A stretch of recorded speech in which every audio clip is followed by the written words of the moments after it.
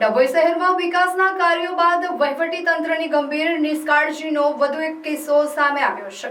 ડભોઈના જૂના બસ ડેપોથી લઈને વાઘનાથ મંદિર સુધી નગરપાલિકા દ્વારા ગટર લાઇનની કામગીરી તો પૂર્ણ કરી, પરંતુ રસ્તા પરથી ખાડા પૂરવાની કે વધારાની માટી હટાવવાની તસ્દી લેવામાં આવી નથી।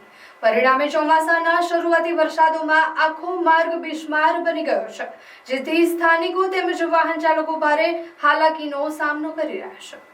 સ્થાનિક લોકોના જણાવ્યા અનુસાર ગટર લાઇનના ખોદકામ બાદ રસ્તાને યોગ્ય રીતે સમથળ કરવામાં આવ્યો નથી। રસ્તા પર ઠેર ઠેર માટીના ઢગલા અને ઊંડા ખાડાઓ રહી ગયા છે। સામાન્ય વરસાદ પડતા જ આખી સોસાયટી અને મુખ્ય માર્ગ કાદવ કીચડમાં ફેરવાઈ ગયા છે।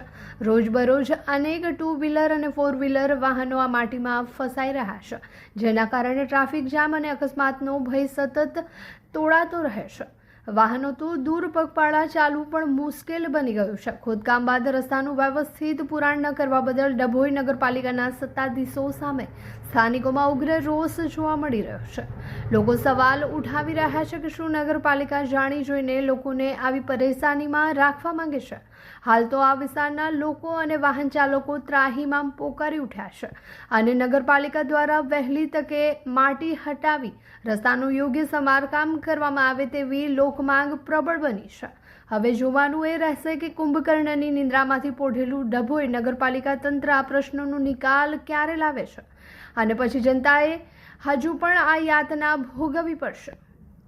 આ નગરપાલિકાની બેદરકારીને કારણે આ ગાડી ફસાયેલ છે। કોઈ પણ અધિકારી ફોન પિકઅપ કરો કોઈ ઉઠાવવા તૈયાર નહીં। આ નગરપાલિકાની બેદરકારીના કારણે એનો જવાબદાર કોણ? આ જે ગાડી માલિક છે એની સાથે વાત કરો। મારી ગાડી ફસાઈ અહીંયા આગળ, અમારે કરવું હું અહીંયા આગળ? કોઈ અધિકારી કોઈ આવા તૈયાર છે નહીં। મારે શું કરવું હવે બોલો? કોઈ અધિકારી કોઈ આવા તૈયાર છે નહીં અહીંયા આગળ।